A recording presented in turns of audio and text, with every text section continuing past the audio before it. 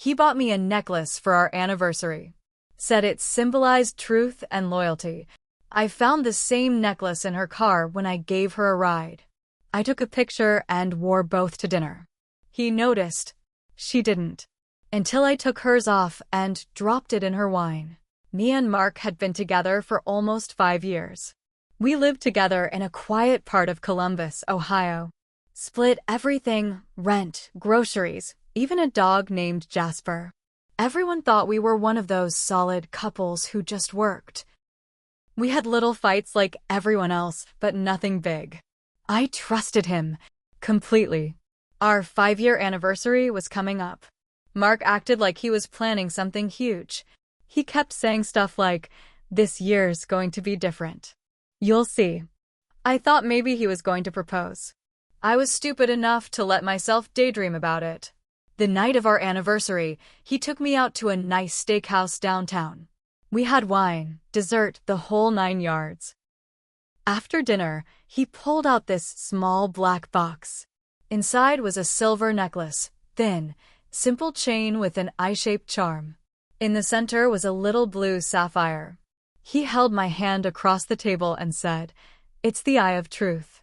Truth and loyalty. As long as we have those, nothing can break us." I almost cried. Not because of the necklace itself, it wasn't even expensive, but because he put so much meaning into it. I wore it home. I wore it to sleep. I even kissed it like an idiot before bed. 3 days later, it all fell apart. It was a Thursday.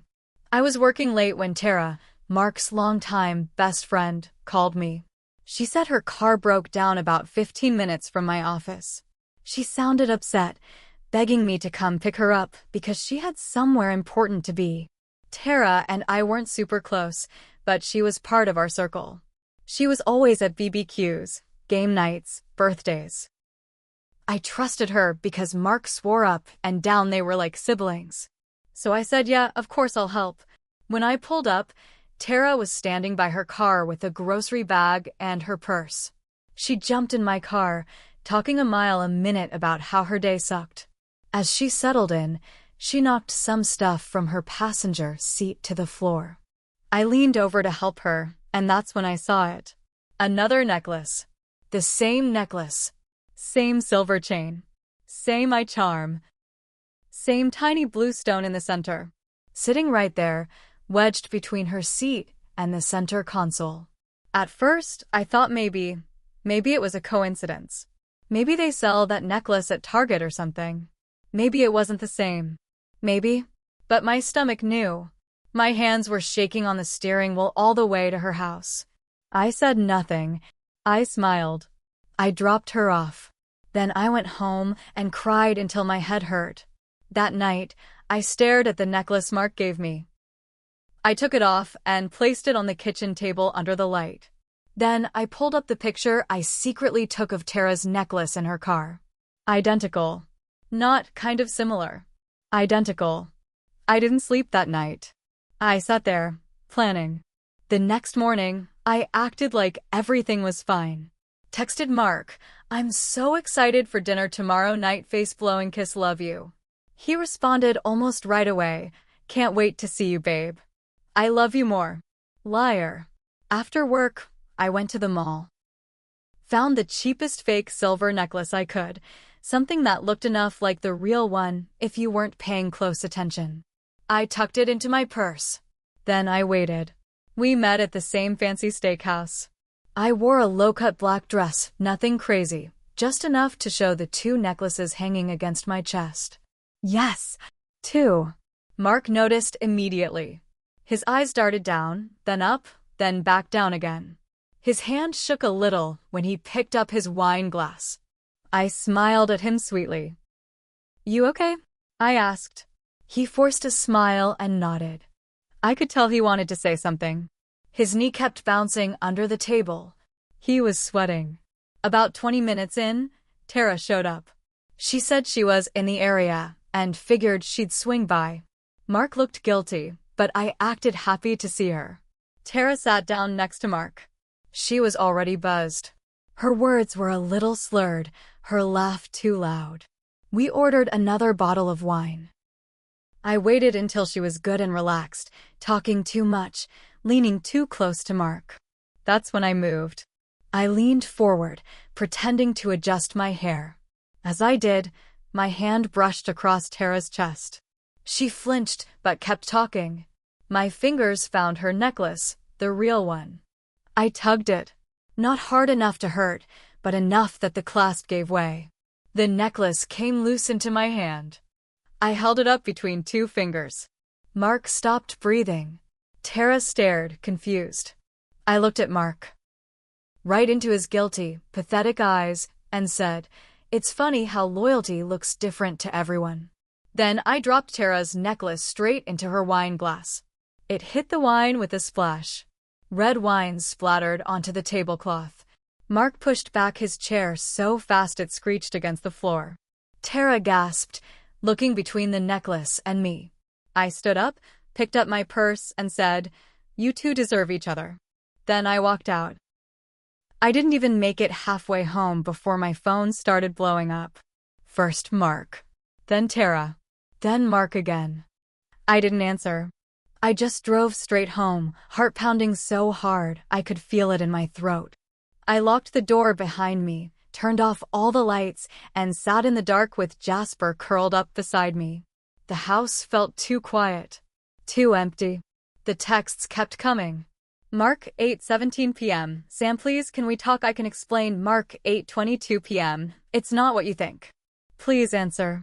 Tara, 8:24 p.m. You're blowing this out of proportion. It was a joke. Mark, 8:29 p.m. You're the only one I love. She meant nothing. Lies. All of it. Around 9 p.m., I heard it.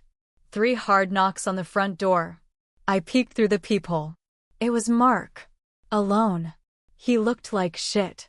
Hair messed up, jacket half-zipped, pacing back and forth on my porch like a caged animal. He was mumbling to himself. I didn't open the door. He knocked again, louder. "Sam, open the door. Please. I need to talk to you." I still didn't move. "At least let me explain," he yelled, pounding on the door. Jasper barked, low and mean. I pulled him back and sat on the floor, out of sight. After a few minutes, Mark finally gave up. I watched from the window as he kicked a flower pot off the porch and stormed back to his car. The next day, I got a call from my best friend, Rachel. She sounded serious. "You sitting down?" she asked. I sat. Turns out, Tara wasn't the only one.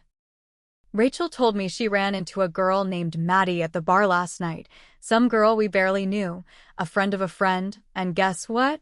Maddie had a story. About Mark. And a special necklace he gave her a few months ago. Another one. Another eye of truth. Maddie thought she was the only one. Just like I thought I was. He'd been giving out these necklaces like candy. Each one with the same damn lie, truth and loyalty. Rachel said Maddie even pulled it out of her purse to show her. Same silver chain. Same blue eye. I thought I was going to throw up.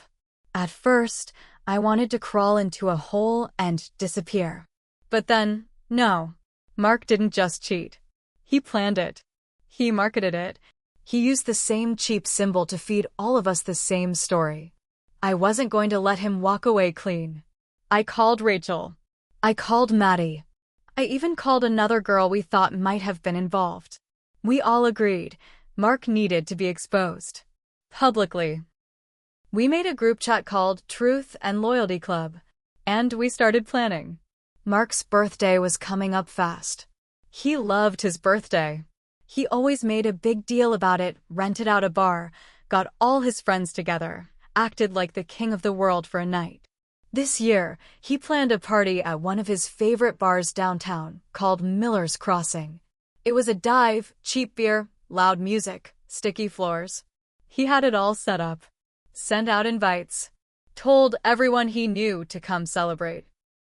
Rachel got us on the list. Maddie was in. Even 2 other women Mark had played showed up once they heard what we were doing. We weren't just going to call him out. We were going to bury him. On the night of the party, I wore something simple. Black jeans, leather jacket, my hair down. Nothing too flashy. But around my neck, I wore something very special for necklaces. All the Eye of Truth, layered one on top of another. Each one from a different girl Mark had lied to. Rachel wore one too. Maddie wore hers. The others brought theirs in little boxes. We all met up in the parking lot before going in. It felt like a damn war meeting. Rachel looked at me and said, "You sure about this?" I nodded. He wanted truth? Let's give it to him. The place was packed. Music was blasting. People were already drunk. Mark was holding court near the bar, laughing and slapping backs, holding a beer in one hand.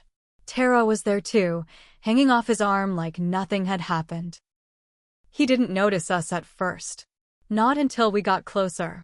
I watched his smile die the second he saw the necklaces. He knew.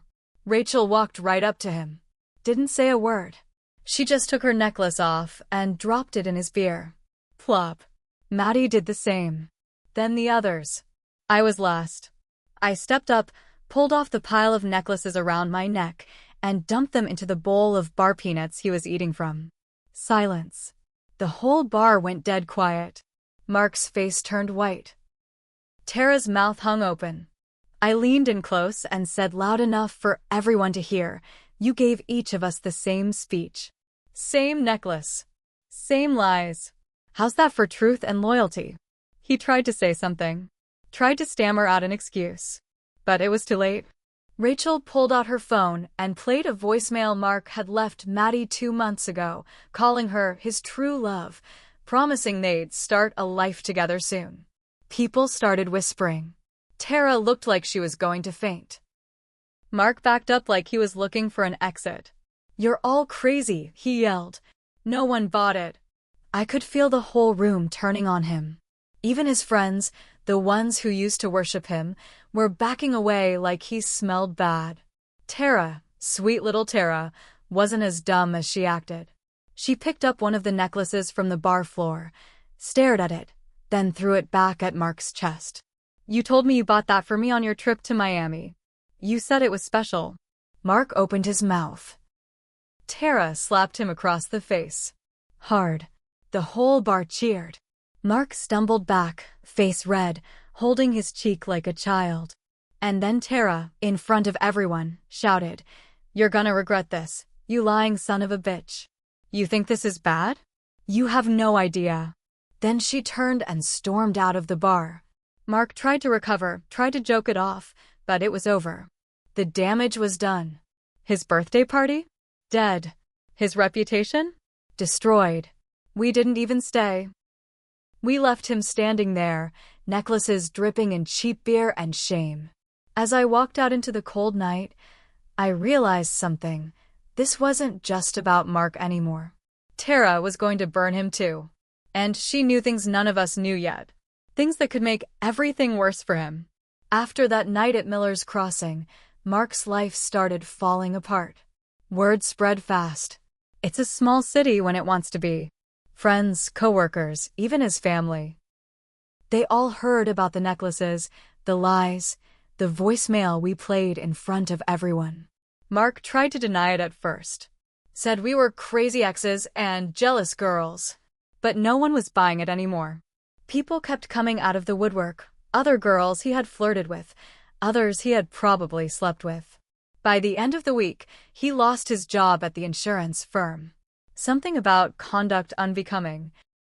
Probably didn't help that someone emailed screenshots of his flirty messages with a client to HR. Not saying it was me. Not saying it wasn't. Turns out, Tara had been keeping receipts. Literal ones. She had text messages, emails, and bank transfers from Mark.